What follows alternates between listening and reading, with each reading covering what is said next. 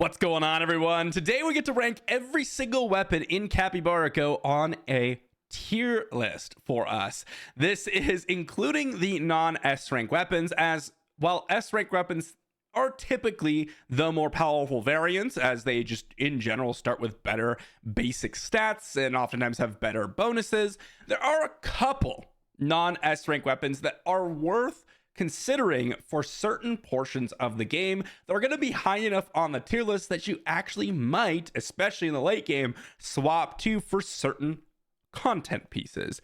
That said, Capybara Go makes it extremely easy to kind of mess around with your gear or mess around with your weapons, because you can return a lot of the resources you utilize to upgrade them. And there's also weapon swap tickets. But that all said, there's the power level of a weapon and how well it works, and of course, you know, how much damage it does, how far you can push with it, what pieces of content it's good in. And then there's also the cost associated with it. Despite being able to swap weapons with swap tickets and also go ahead and revert a lot of the levels for it, there is still certain banners, especially with the S rank weapons, that are better to pull on, either because they have certain armor or certain rings or certain accessories that are far better, which may make it better to summon on in the early game and then just utilize the features in place like swap tickets to swap over to a different one. But we'll get to those as we talk about each weapon. But first, we're going to start off with the non-S rank weapons, and let's dive into it. Starting us off with the Nomad Sword, this one's a little bit unique in that when we talk about a classification of weapon, usually it has a secondary effect and it kind of just has the same rare bonuses. But the Nomad Sword's unique in that it has half the typical basic stats. And you might notice that it has its own category because that's where Nomad Sword belongs. Having half the basic stats and having no secondary effect like combo rate that typically is applied to swords just makes it incredibly weak. Not to mention that the actual bonuses that you get, like the epic and mythic bonuses, which you shouldn't be acquiring anyways, something that you'll learn with the non-S rank weapons is that by the time you get to mythic, or you could have had a mythic non-S rank weapon, you could have had basically a mythic S rank weapon, and those are usually better. So you're really considering legendary bonuses because the non-S rank weapons are a little bit easier to acquire in the early game, so a little bit more early game focus, with the exception of a couple of the weapons here which might be used for specific content.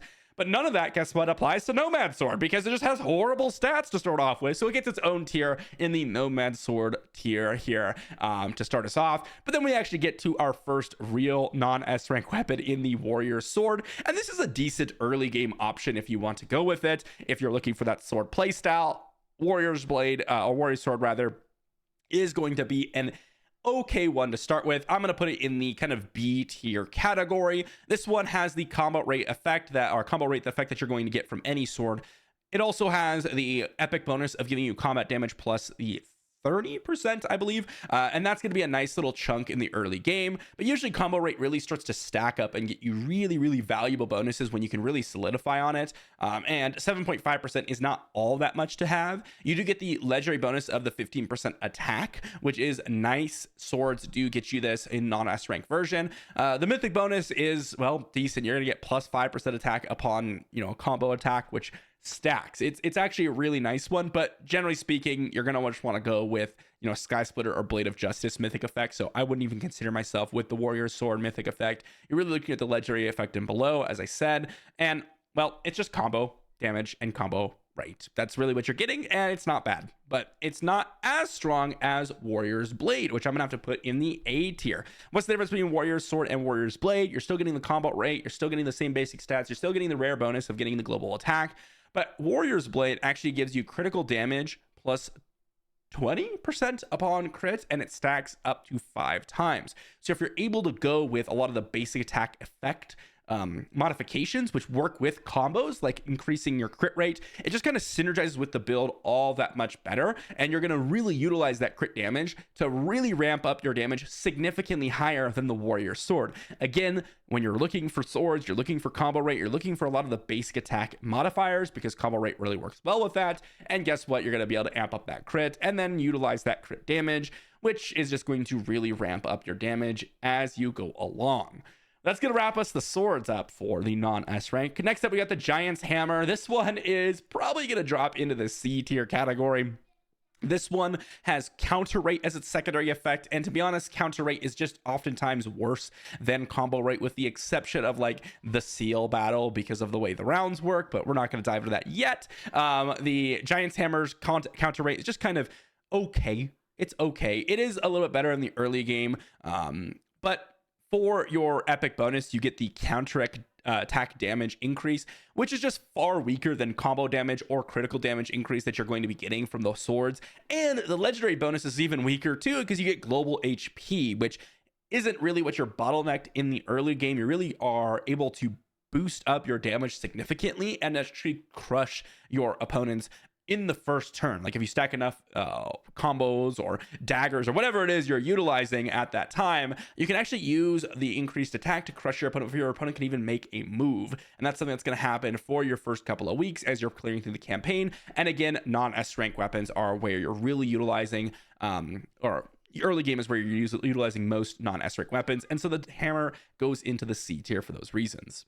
Following the hammer up, we've got the Frostbite Spear, and it's really going to end up in the C tier, just above the hammer, for very similar reasons as the hammer would. The spear is going to get that counter rate as the secondary effect. It's going to get that counter attack damage as the epic bonus. The real big kicker that you're getting over the hammer is that 15% global attack over global HP. Again, global HP is not horrible. It's still a nice bonus and can definitely boost some of the skills that you're getting as you're going through adventure and things like that. But I tend to find global attack to be just a little bit more valuable as you're starting out in the early game. And it's weird, in the mid game, HP becomes more valuable. And then in the late game, guess what? Attack becomes more valuable because things start to one-shot you again. So a little bit of a transitioning period as you go through different stages of the game. But Frostbite Spear going to end up in the C tier. The next one we've got are the bows. Now, the bows are very interesting because we get to start off with the Nomad Bow. Now, with the Nomad Bow, this one... it's actually really tricky to rank. And the reason that is with the Nomad Bow, you actually have a very unique effect. So the Nomad Bow, it's going to go into probably the low S tier or the highest A tier you could possibly go. And we'll see. Maybe I'll change it around as we go along. But I'm going to start out with the low S tier. The bows, they get weapon crit rate as their secondary effect. Nomad Bow specifically, its mythic effect is actually usable in the latest stages of the game. So it's going to get crit damage as its epic bonus. It's the same as the Hawkeye Bow, which we'll talk about in just a moment. But actually, what's boosting this up is its mythic effect, because in some cases, it can actually be better than the S tier bows in certain pieces of content, specifically the seal battle. The way the seal battle functions is you need some way to get overkill damage, because you only have the ability to do the entire boss's HP bar in every round. Otherwise, you can't actually do more damage than that because it needs to wait to respawn. But when you have your Dragon Girl boosted up significantly, you can actually get overkill damage to the boss. And with the Nomad Bow, your mythic effect gives you the option to boost your attack up. And your attack is what is based upon, or your Dragon Girl's damage is based upon your attack. So when you're boosting up your attack, you're actually boosting up the overkill damage. So Nomad Bow can actually get new maximums that other bows could not, or even other weapons could not. So that's why it's going to end up in the low S tier. But I think there's also an argument for high A tier. I'm going to keep it in the low S tier because we may actually have a lot of S tier weapons here. So I think there's a chance we might drop it to the high A tier because there is only some very niche scenarios you'll use it. But because the game is so friendly about swapping, resources around, there is viability for the Nomad Bow in the late game, which is quite interesting. In contrast, the Hawkeye Bow is next as the non-S rank bow, and this one is probably just a C tier. It's okay. It's really not that great here, but it's just going to give you that crit damage. It's going to give you that weapon crit rate. It's going to have a pretty mediocre mythic effect, but we don't really even care about that. What's interesting about it is, like, if you were to compare this to the Warrior's Blade, the Hawkeye Bow just gives you the flat 30% crit damage. Warrior's Blade gives you plus 20% damage upon crit up to 5 stacks. So you're going to be able to boost up your combo rate, boost up your crit rate on basic attacks, with your skills as you're going along, which is going to massively increase your damage, whereas Hawkeye just caps it at the 30%, and you're just getting that small weapon crit rate bonus. So while it's better than the spear and the hammer, and maybe is worth the low B tier, I'm going to start off with the high C tier here, because it is significantly weaker than some other crit options that you have if you want to go that direction in the early game. Next up, we've got the stabs, and all of the stabs are a little bit unique in that all the epic bonuses previously were either some sort of effect or anything like that with damage or crits or something like that. The stabs all have the epic bonus of giving basic attacks the ability to restore extra rage, which actually isn't too bad. The secondary stats on stabs are skill damage, so you're a skill-based build, really building around rage damage, oftentimes because of the epic bonus. And the legendary bonuses all give you skill damage increases. So all a little bit different. And I will say the skill damage increase actually can be pretty decent. It can be pretty decent. And actually, while I'm saying that, I'm actually going to bump up the Hawkeye bow into B tier, and I will be dropping the first staff, Nomad staff, into B tier as well.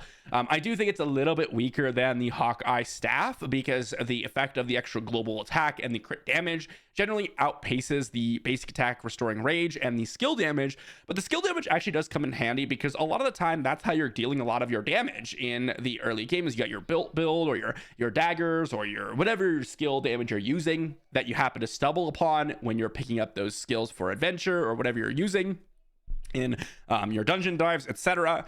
The skill damage actually does do quite a bit. And the Nomad staff is actually the best of the three that we'll mention here, mainly because the mythic bonus is actually usable in some cases, whereas the other two are pretty bad comparatively to really scale you into the late game. The mystic staff can be somewhat okay, but really, Nomad staff giving you that extra skill damage and the basic restoring extra rage can help you out definitely in the earlier stages of the game.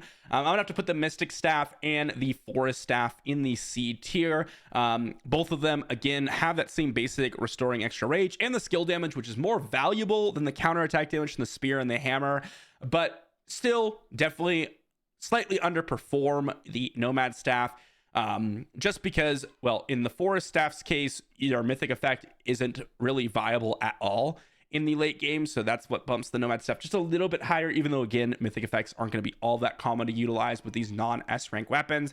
The mystic staff, on the other hand, actually has the rare bonus of having your rage skill have a chance to reduce the enemy's rage. So instead of getting the global attack bonus, you get that effect, which tends to be just weaker in the earlier game. You're not getting one shot by rage skills as you would mid to late game. It's really about your basic attacks and your skill attacks from your opponents, not the rage skill themselves. So even reducing the target's rage still will allow them to get off their rage skill, and that's not going to be really all that helpful for you, rather than just the flat stat increase, which you'll get. So mystic staff, not as good as the forest staff, or not as good as the nomad staff, but the mythic effect of it can make up for the fact, and that's why it's going to be in the C tier above the forest staff, because the forest staff mythic effect is just completely worthless. So with that said, that's all of the non-S rank weapons. And as you can see, it's a very big kind of focus towards C and B tier, which makes a lot of sense. Like a lot of the non-S rank weapons are intended to be early game options. And as you start to pull together some heroes, some brands, and actually get more gear pulled on banners, you start to transition into the S rank weapons. And that's what we get to talk about next. All right, starting us off in the S rank weapons, we've got the melee weapons. Now, this is where it gets a little bit interesting, because with the S rank weapons, this also has to really include the banners. So with the previous weapons, the non-S rank weapons, you kind of just summon them as you go along. You're not like specifically targeting them. You're not really looking for extra copies of them. And if you are, you can usually acquire them. The S rank weapons, on the other hand, you are summoning for specific pieces of gear. And that includes rings, accessories, and armor pieces, which means if you want a specific weapon, you have to sacrifice either some rings or accessories that you otherwise really want. And vice versa. If you want a certain ring or accessories, you have to sacrifice on a specific weapon, which means how good are the pulls on that banner also play into how strong the weapon is, because it's all about a long game grind, especially with weapon swaps and things like that. You could even take a weaker weapon just because it's on a better banner, and then swap it later on, and you're actually still better off. And that's with the Blade of Justice. Actually, the Blade of Justice is not one of the better weapons in the game, but it is on a really good banner. So just for that reason, I'm gonna have to put it in the A tier, but it is weaker than the Warrior's Blade here. Blade of Justice, with all these swords here, they're all going to get, or this and Skysplitter, which is the next one, they're going to get combo rate as their secondary effect. It's got this rage skill with the ability to really just kind of give you this judgment effect. So they're going to take extra combo damage. Enemies are going to take extra combo damage. So the great bonus is combo damage. The rare bonus is extra rage restore, like all of the S rank weapons. The stabs are a little bit different. Epic bonus, just global attack. Your legendary bonus gives you initial rage. This can be good in the middle part of the game. As you get later on, this matters less. And the mythic bonus gives you extra combo rate against those judgment targets. But guess what? You're going to have capped out combo rate in the late game anyways. So really what Blade of Justice is it's a transitionary weapon in order for you to get value out of it, but just summon on a great banner. And that's the key. It's still, I mean, maybe it is just a little bit better than Warrior's Blade. You know what? I think I do have to put above Warrior's Blade just because the rage effect is stronger. It is going to give you a little bit more value. It is going to have a nice bonus for it. And it's just going to be something that is going to be higher value in the mid to late game comparatively to the Warrior's Blade, even though that can do some decent stuff.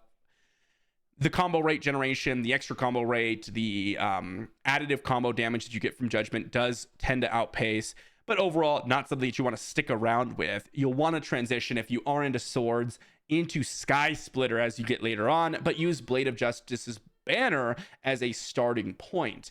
And that's next up what we got to talk about, which is the Skysplitter. This is by far the S rank of S rank weapons. It is just kind of the highest potential. Its biggest downside actually is Blade of Justice's biggest strong side, which is it's on a bad banner. it's actually on one of the best banners because, or on one of the worst banners, because you don't have great accessories and great rings to summon on. You're just really going for the weapon itself.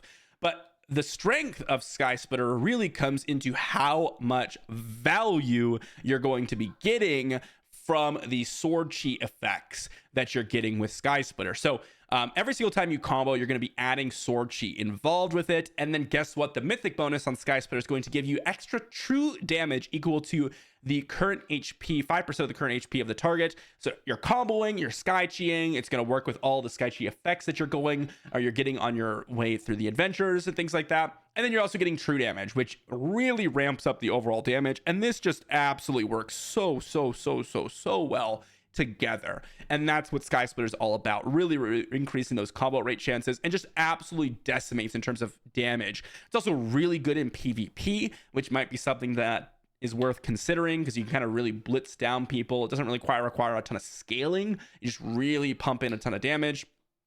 And combo rate just in general is one of the stronger effects, and this allows you to really cap out of it with that secondary effect of having combo rate on a sword.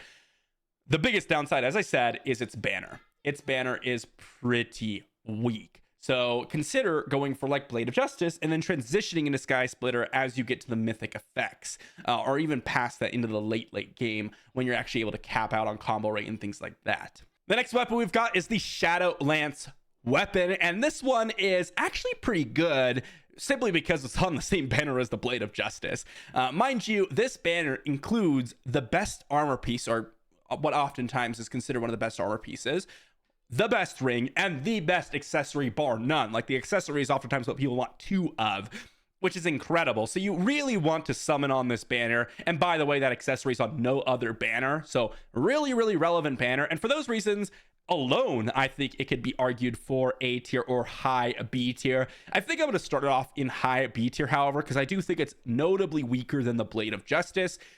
Shadowlance's kind of hallmark effect is kind of unique in that it's the only weapon that offers you lifesteal rate on the legendary and mythic level.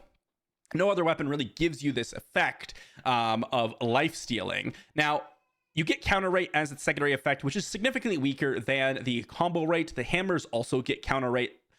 Shadowlance also gives you the ability to poison enemies, which is kind of a weak debuff. It's not something that really scales great into the late game. But again, so does Lifesteal Rate. Lifesteal Rate does not scale well into the late game. This is purely a mid-game weapon. You're able to utilize it to, kind of not have the pressure of picking up skills that are going to help you sustain. In the mid game, you really need to focus on the damage so you can actually win the battle in 30 rounds.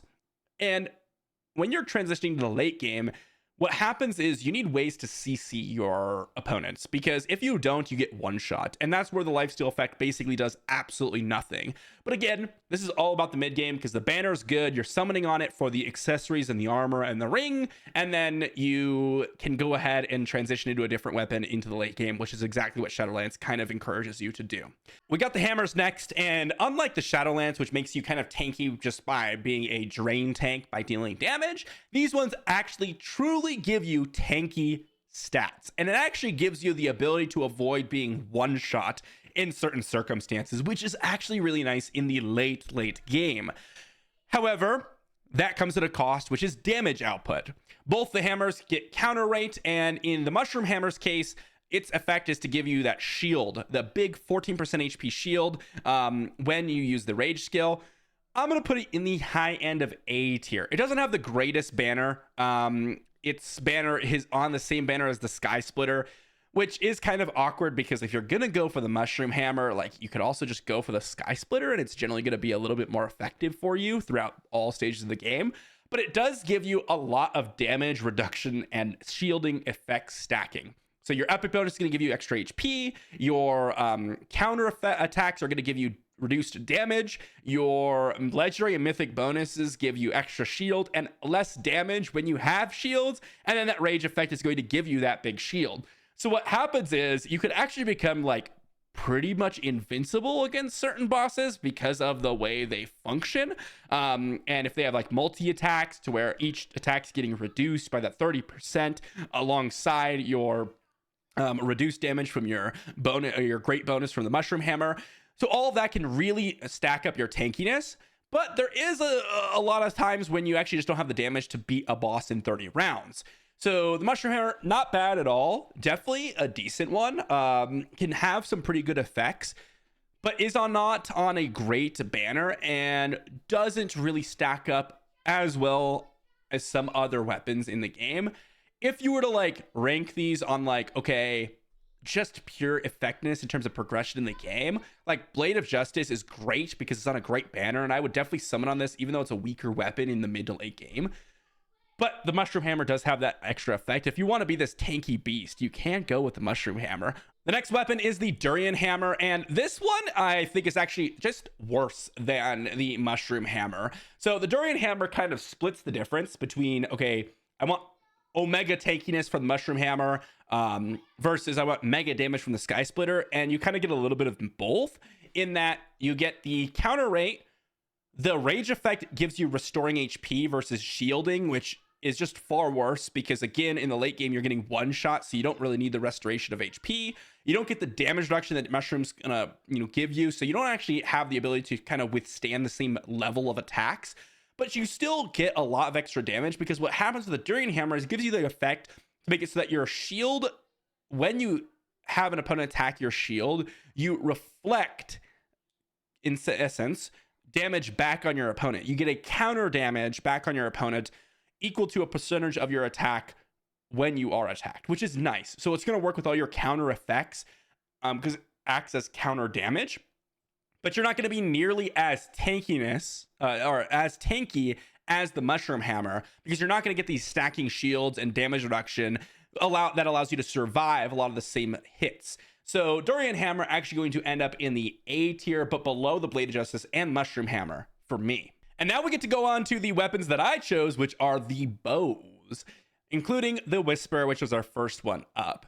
So this one's quite interesting. It's going to work with daggers. You're really going to be focusing in on a dagger / crit build, which is going to be kind of interesting. Whisper is going to end up in the S tier. It's one of the recommended weapons to start out with, which I actually think is a kind of big, not noob trap, but it doesn't actually get really, really powerful until really late on in the game. The banner is better in my opinion than the Skysplitter banner, which does make it, potentially a little bit more valuable in some areas. But if I was worried about banners, I'd probably not go for Skysplitter or a Whisper or Skysplitter. I'd go with like a Blade of Justice or Shadowlands or Angel Bow banner, because that's going to be one of the better banners in the game, and it's going to really just do you a lot of work. But the value of Whisper comes later on in the game, because you have this rage skill to throw extra daggers. Sure, actually not that big of a deal. It's really the great bonus that gives you the massive value, which is you throw 2 daggers upon a weapon crit hit. And then you have the legendary bonus and mythic bonus, which gives you extra damage, dagger damage, and increases your crit rate and crit damage for each dagger hit, which basically just immediately stacks up because you're going to throw a bunch of daggers immediately. So you're going to get a bunch of crit damage on top of all your daggers that are being thrown. But the really key part about Whisper is, yes, you're going to have the crit rate from your weapon crit rate as your secondary effect. You're going to have all these daggers throwing. It's when you have all of them together working in synchrony, which makes it incredibly powerful. You maybe have the skill effect of getting extra rage or extra bolts or extra poisons or whatever every single time you throw a dagger. And all of your daggers that you throw with the Whisper are going to synergize with that. But then also, you're going to start getting combo effect. And when you have combo effects or you have the rage effect, you're going to be able to do multiple rage attacks in a turn or multiple crit attacks in a turn, which is going to throw even more daggers, which is going to scale out of control. But guess what? You need the proper brands, the heroes, and all that stuff to make it functional. So I can't really put it less than S tier, because it is like one of the highest damage potential weapons in the game, similar to Skysplitter. It just takes a while to get there, similar to Skysplitter. And so while, yes, Whisper is good, it does take a while to ramp up. So maybe not necessarily a newer player build, which I think is kind of what a lot of people recommend, but definitely something that you may want to transition to as you get later on in the game.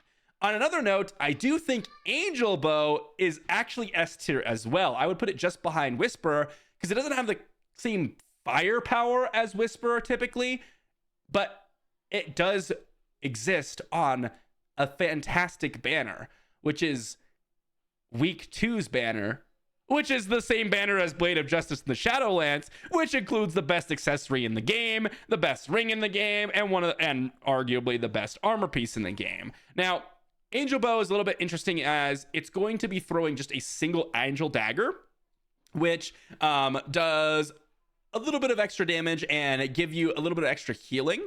It's going to throw an extra 1 dagger on round instead of, going on crit hit. It's going to give your daggers the potential to have angel daggers, and you, with the mythic bonus, are going to become an angel, throwing extra angel daggers. Every single time you throw angel daggers, you're going to be able to become an angel, which is pretty nice. But these angel daggers are significantly weaker than the potential of Whisperer. It does give you that sustain, which Whisperer doesn't have nearly as much. So it's a really nice mid-game weapon to early late game, because it's going to give you that sustain, which is something that, again, we talked about Shadowlands, is valuable until you start getting one shot. Once you start getting one shot, that whole value goes out the window, and the max damage potential of the Whisperer really shines through. So really, with the Angel Bow, it's kind of the same logic as the Shadowlands. It gives you that amazing mid to early late game potential, and then you're on a great banner, so you use it until you can swap to Whisperer when you don't need the sustain, and guess what? You've really reaped the rewards of going on a great banner. So I think Angel Bow deserves an S tier, just because, in my opinion, actually, out of all the weapons, after doing more and more research, the Angel Bow is the best starting weapon, just because it's on a great banner. It gives you that amazing sustain, and you're really not going to miss the massive amount of damage output that Whisper or Skysplitter are going to give you until you start to really develop your build, and in those cases you can just swap on over to the Whisperer. Next up, we got to talk about the stabs. Now, the stabs are a little bit interesting, as their rare bonuses are all the same.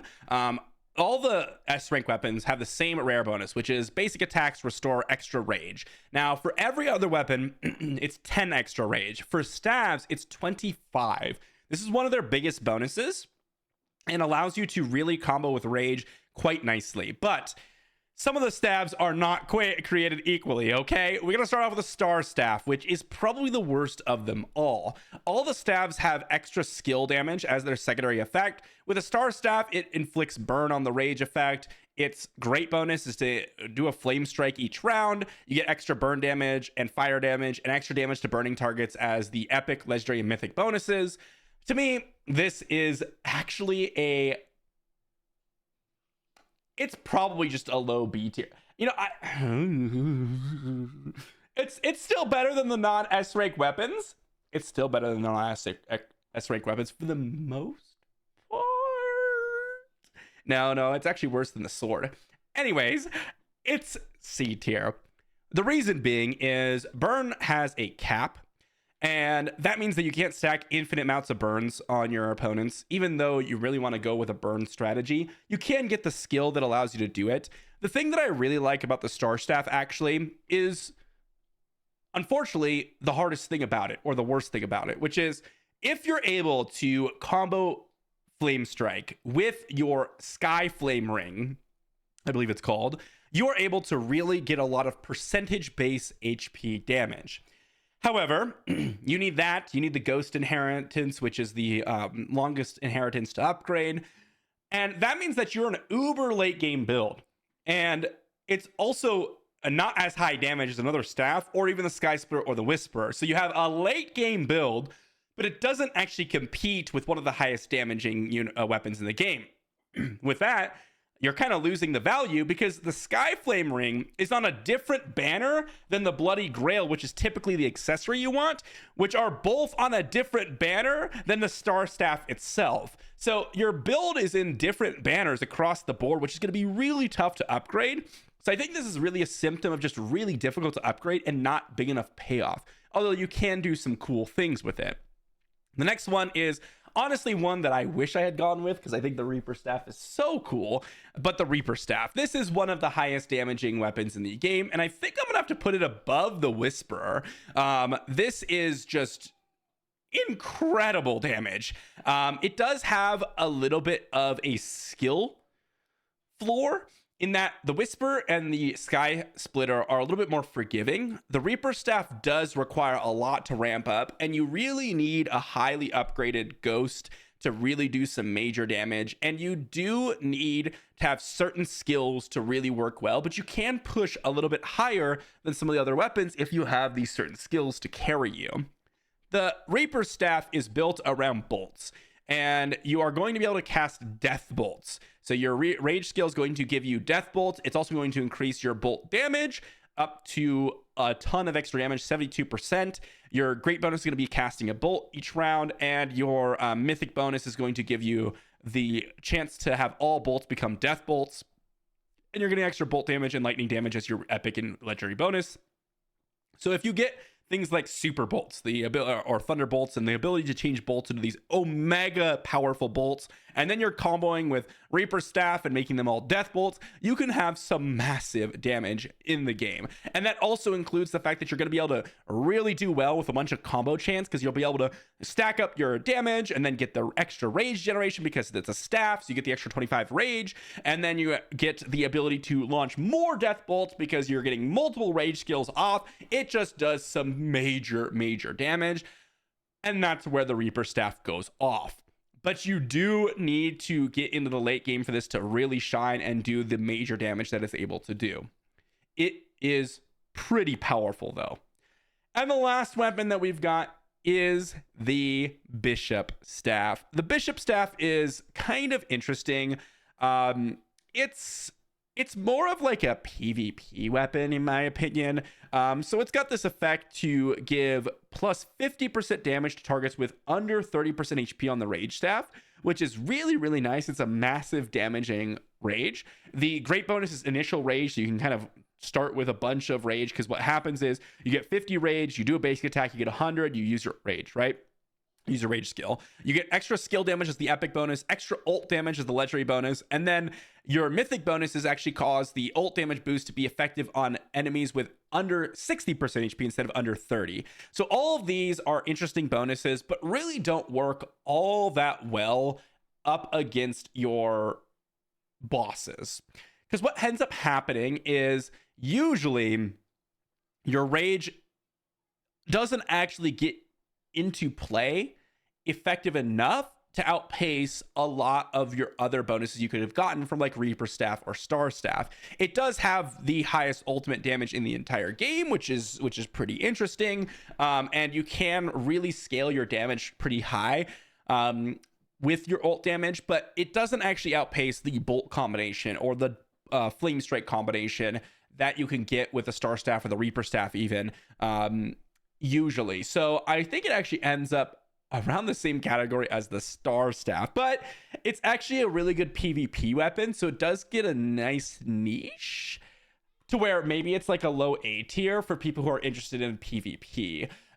So if you're looking for like a change up of skills, you could definitely go with the Bishop Staff and just kind of like nuke someone with your ult skill, assuming the idea here is you have enough damage to push them under 60% HP, and then every ult you're getting is just nuking them super hard, which can do some major effective damage, and you will get a lot of rage skills off. Or if you have combo chance, you could potentially get multiple rage skills off in a single round, and that can do some major damage. But will it outpace Reaper Staff and Star Staff? I mean, in PvP, Star Staff is pretty atrocious. The max HP damage doesn't do anything. The Reaper Staff is still very good in PvP, but maybe Bishop Staff's got a niche in there, so I'm willing to bump it up to the low A tier just for that. But I do think it's not as effective as the Flame Strike, the Flame Damage build, like the Star Staff. But again, that requires so much investment that it's really tough to use.